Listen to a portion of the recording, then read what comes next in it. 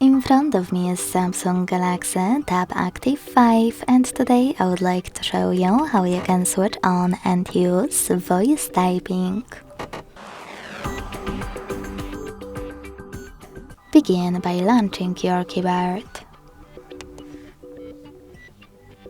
Now you need to tap on the microphone icon at the top of it. If you can't see it, select this gear one instead. Scroll down and click on Voice Input. Then apply one of the available voice typing options. I will go with Samsung one. They work pretty much the same. When you finished, go back and click on Now Visible Microphone.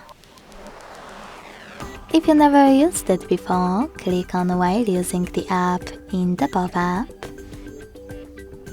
and continue in the second one. Then start typing. As you can see, voice typing is on. To stop, click on this big button. If you want to start again, click on the same, now white one. If you want to go back to your standard keyboard, click on the top left corner.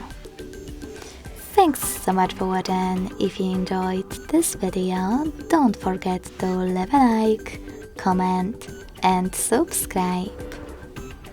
Bye!